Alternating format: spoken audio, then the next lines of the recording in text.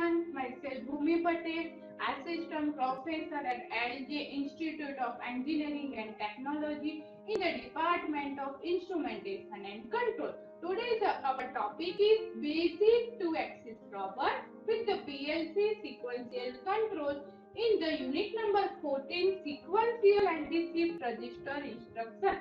As we study in the chapter number 2, we have used the different types of shift register like shift right, shift left, then the rotate right and the rotate left shift register. Today's our topic is pick and place robot. So there are different condition is given for this particular robot. So we have to decide that the first condition is arm is initially in the down left position, gripper is open and not extended. The second position is arm moves to the upper position. So first of all, arm in the lower position. Then if we have to apply the command, arm moves the upper position. Then arm rotates the right position. Then hand extend to position number A. Then gripper close, gripping part, arm swing back to the left position number B, then the gripper open and releasing part and the hand retract. And the ninth one is the arm lowers to the initial position. So here the application is pick and place robot.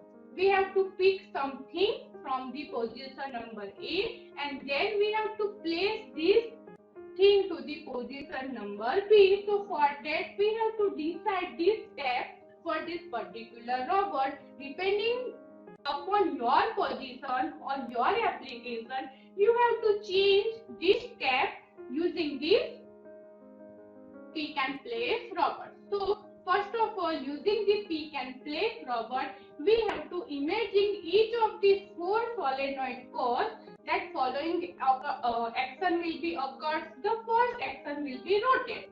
We have to rotate the arm for the full rise. Then we have to raise the arm.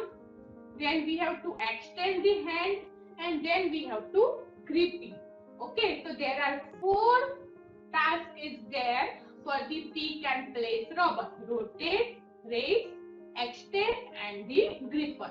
If the application will be changed, the action will be changed, the step will be changed. So according to your application, you will be changed this step and this action. Now we have to draw the truth table for this particular application pick and place robot. So first of all, we have to initialize stage. Then there is a no action is there. Robot is in the main position. Now we have to take step number 1. X indicates that my robot arm will be in the off position. Then the other 3 step will be as it is. Now step number 2. It will be off position and it will be rotated and the right position. Now in the step number 3, up will be as it is, rotate right will be as it is. Now my hand will be out position. The 4th step will be up, rotate right, hand out and gripping close. So up to step number 4, my robot will be picked for this particular thing. Now we have to pick the thing. Now next target is we have to place for this particular position. So in the 5th step, my robot hand will be up position. Now it will be rotated in the left side. Now hand will be out and gripper will be closed as it is. In the 6th position, it will be up, rotate left, hand out. Now gripper will be open. In the step number 7, it will be up, rotate left, hand in and the gripping open.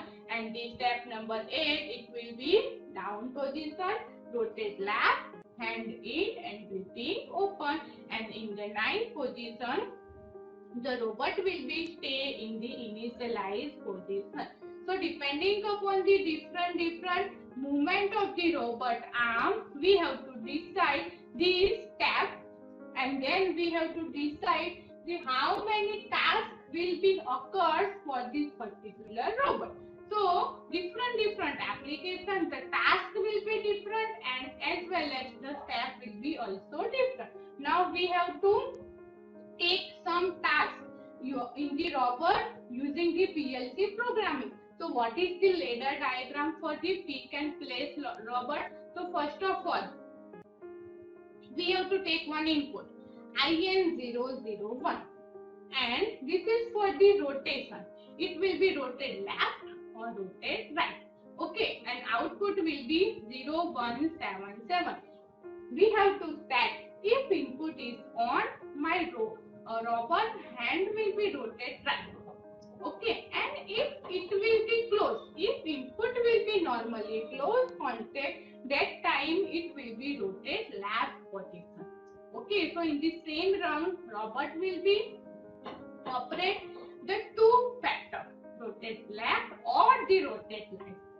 The next one will be input IN002 and the output is out0178 and it is for the race. My hand will be in the up position or the down position using this rung.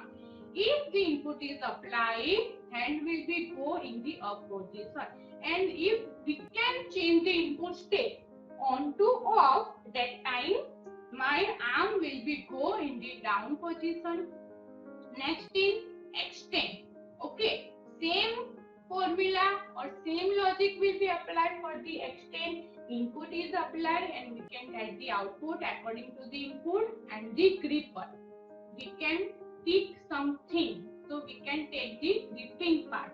If input is applied, my robot will be tick something, and if input is not applied or if input will be changed its state, that time gripper will be open. So in the same round we can close the grip or open the grip according to the input signal. So using a simple program, we can build a two-axis robot, pick and place robot. But there are some problem arise whenever we deal with this type of program. As you remember in the chapter number 5, we can take one example, motor forward and reverse.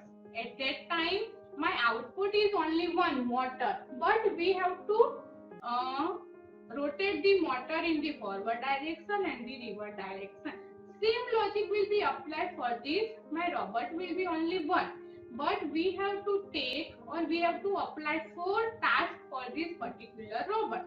So if rotate function is there, that time raise hand will be not there, extend is not there, and gripping part is not there. It is the compulsory condition for the pick and place robot. So for that we have to apply the interlocking process for this particular ladder logic diagram.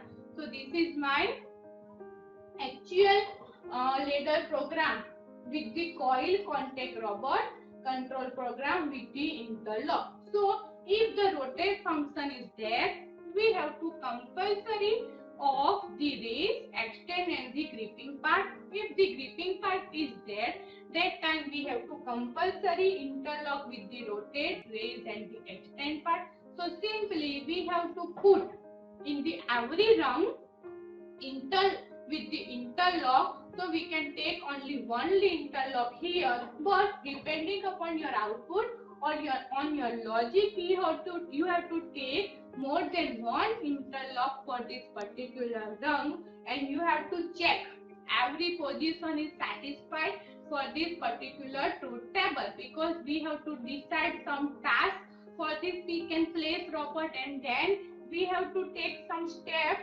to execute my program. So using this step and the task, you have to change or you have to modify this program using the interlock process, because whenever the one task is there or one task is running, that time it is compulsory condition is there, we have to off the another 3 tasks. Okay, now this is the coil format using in the pick and place robot. If we have to use the block format for the pick and place robot, So what is the block format of the pick and place robot? So this is the block format of the pick and place robot. We have to take compulsory 3 inputs: step, enable and reset.